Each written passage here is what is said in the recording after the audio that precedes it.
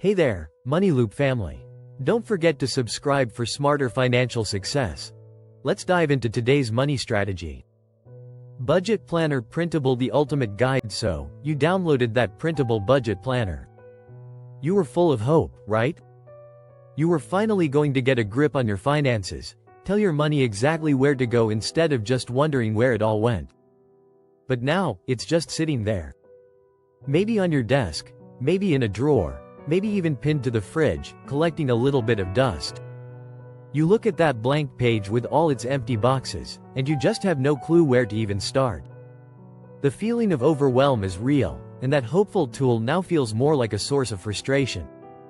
If that sounds even a little bit familiar, just take a deep breath. You're in the right place. That piece of paper isn't your enemy, and you haven't failed before you've even begun. In this video, I'm going to walk you through, step by step, how to turn that overwhelming page into your most powerful tool for financial control. And we're going to do it together. Let's get into it. The why and the what, your foundation. Before we put a single pen to paper, we have to do the most important part of this whole process. Honestly, this is the step that most people skip, and it's the reason why most budgets completely fall apart within a month. We need to get our facts straight and figure out our why. A budget without a goal is just a boring list of numbers. And a budget that isn't based on real numbers? That's just wishful thinking. First things first. Let's gather your financial info. Don't worry, it's not as scary as it sounds. Think of it like a little fact-finding mission. You'll want to grab your recent bank statements, pay stubs, credit card statements, and a handful of your latest bills and receipts. The goal here is simple. To get a crystal clear picture of what's actually going on with your money, not what you think is going on. So many people just guess what they spend, and that leads to a budget that's totally unrealistic from day one. We're building this thing on a foundation of fact, not fiction. Now, while you have all that info handy, let's talk about your why. What are your financial goals? And you have to be specific here. It's not enough to say, I want to save more. Why? What are you saving for? Think about both your short-term and long-term goals. A short-term goal could be paying off a pesky credit card in the next 6 months or finally building that $1,000 emergency fund. A long-term one might be saving up for a down payment on a house, that dream trip you always talk about, or just being able to retire without worrying. Write these goals down on a separate piece of paper and really look at them. These are the reason you're doing any of this. This is what's going to keep you going when you'd much rather just order takeout. When you have a clear purpose, budgeting stops being a chore and starts being a way to build the life you actually want. Step by step, the income column. Alright, you've got your documents, you've got your goals, and you're ready to start filling in those boxes. Grab that budget planner. At the end of the day, a budget planner is just a tool to help you organize your income, your spending, and your savings. They come in all shapes and sizes, but they all do the same basic job. We're going to start with the easiest part, your income. Look for the section on your printable that says, income, earnings, or something like that. Your first task is to list every single source of money that comes into your household each month. This is an easy place to trip up. A lot of people just write down their main paycheck.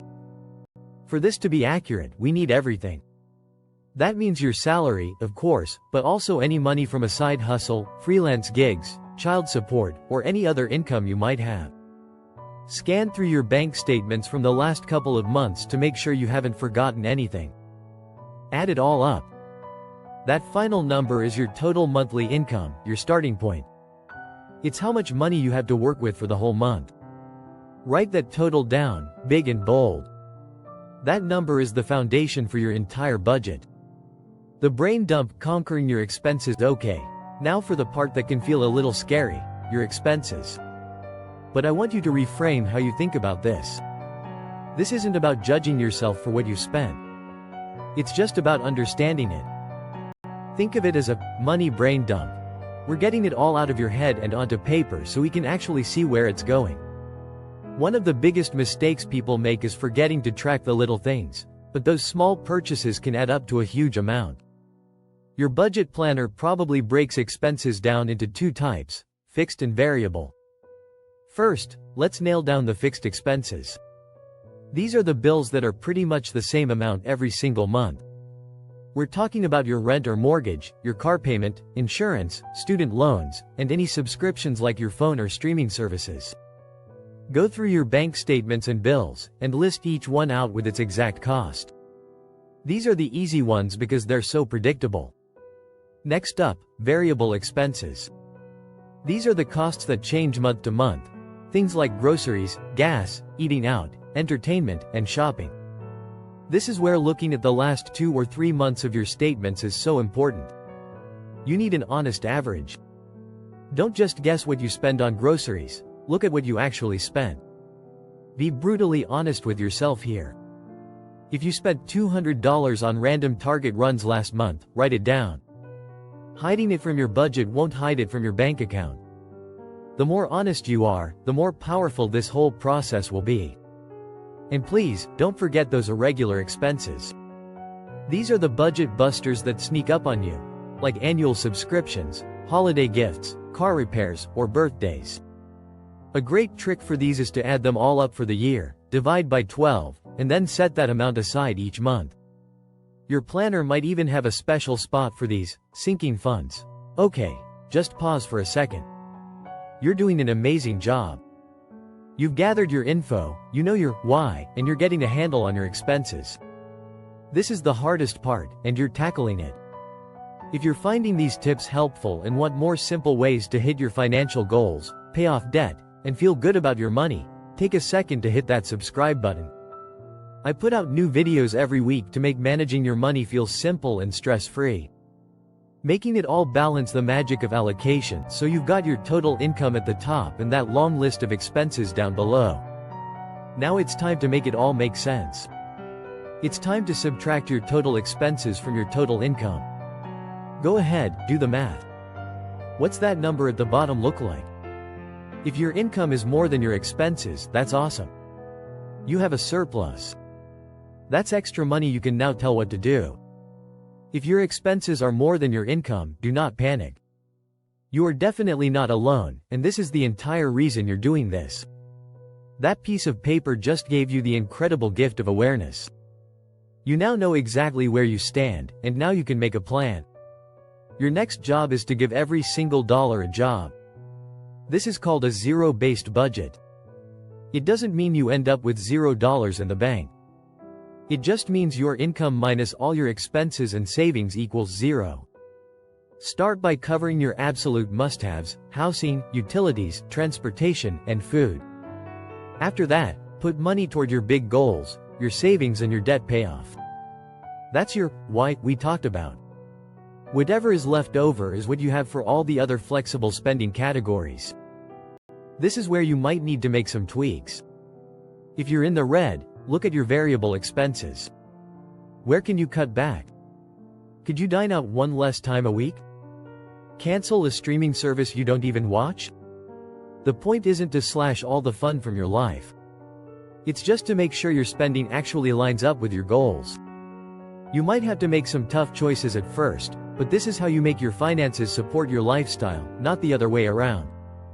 The secret to success: review and refine. Let me tell you a secret that will make this whole thing feel easier. Your first budget will not be perfect. In fact, no budget is ever perfect, because life always happens. A budget isn't a set-in-stone rulebook. It's a living, breathing tool that has to be flexible. The final, and honestly the most important, step to making this work is to review your budget regularly. Set a time to check in with it every week or every 2 weeks. During your check-in, you'll just compare what you planned to spend with what you actually spent. If you keep your receipts or use a simple tracking app, this part is super easy. Did you overspend on groceries? Don't beat yourself up. Just ask why. Was it a one-off party, or do you need to bump up that category's budget for next month? Did you get a raise or pay off a car?